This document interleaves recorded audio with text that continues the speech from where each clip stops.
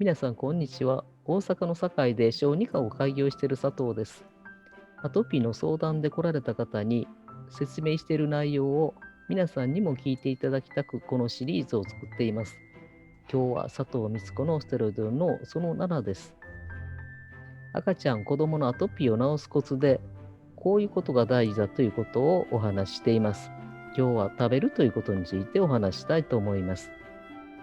で、母乳とミルクとかこういうふうな話ですので、0歳の赤ちゃんが対象になると思います。今日は母乳とミルク。赤ちゃんのアトピーを治すためには、治す材料がないと治りません。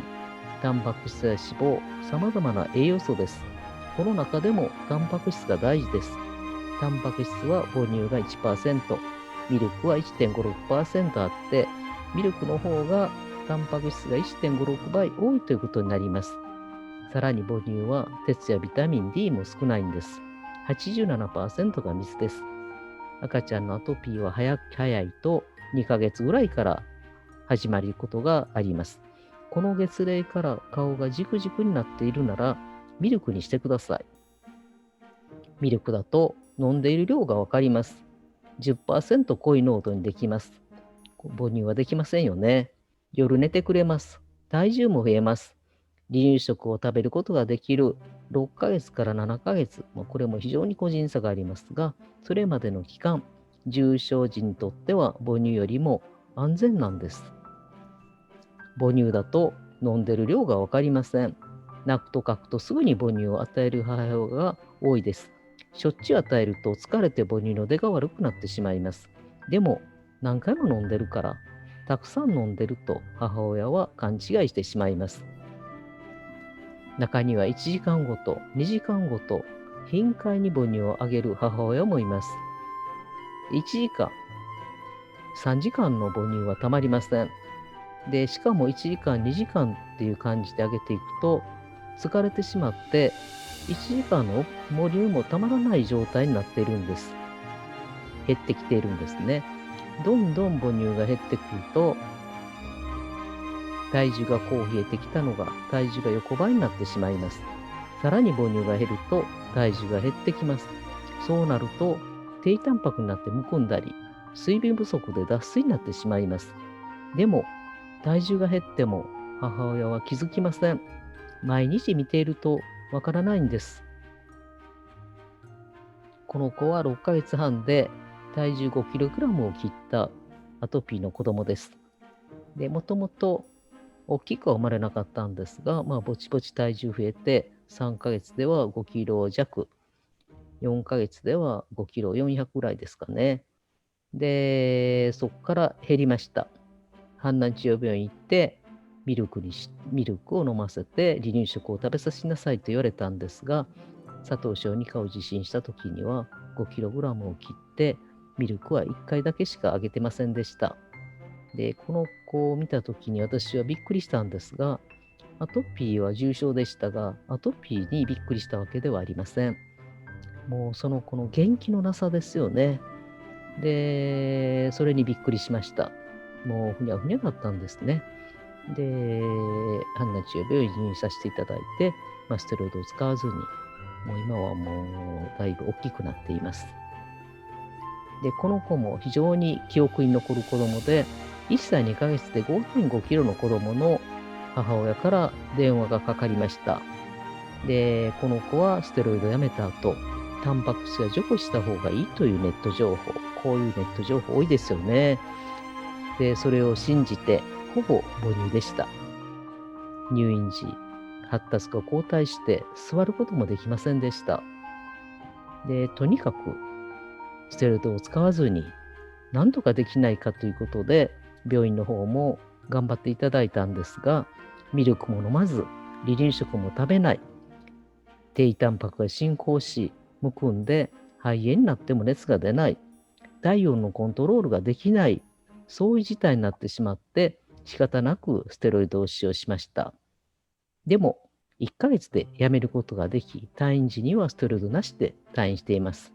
で、この間のステロイドの使用量は 25g。で、これがプロアクティブ治療でステロイド治療っていうことになると、これの10倍以上のステロイドが使われることになります。で、この子の成長曲線です。体重が、この間に、入ればいいわけなんですね。で、体重はこういうふうに減って、胎児には少し増えています。で、体重が成長曲線に入ったのは2歳ぐらいになります。で、こちらが身長で、身長はこの線とこの上の線の間に、ほとんどの子供さんが入るんですが、身長は伸びが止まって、この一番下の線からさらに低くなりました。で、そこからこの成長曲線、この線を越えるのが3歳っていうことになります。今は小学校中学年で元気に学校へ通っています。体重減少で病院を受診すると即入院になります。ネグレクト、虐待だと児童相談所に通報されます。福岡の2009年の事例があります。条例と呼ばれるやり方で治療していました。生後7ヶ月で肺血症で亡くなっています。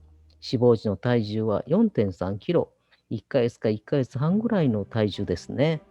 この事例は全国児童相談所で共有されています。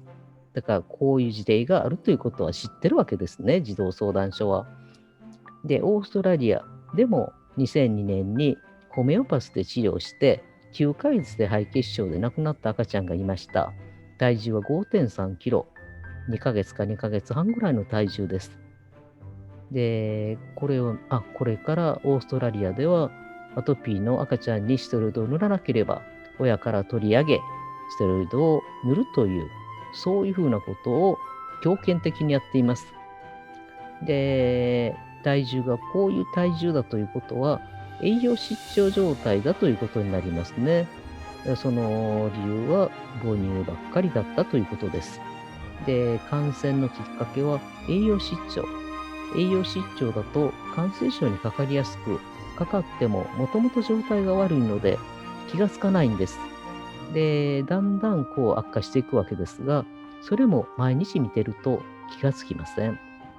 で、もう引き返すことができない、そういう事態になって、やっと気がつくんですね。もうその時にはもうすでに遅いということになります。こういうことにならないようにお願いしています。離乳食をしっかり食べるようになるまで、重症の場合はミルクの方が安全です。体重身長が成長曲線の中にあって、順調に大きくなっているかが赤ちゃんの治療のポイントです。アトピーが良くなってきちんと大きくなる。この2つが目標になります。あなたの赤ちゃんが健やかに大きくなりますように。その8に続きます。ありがとうございました。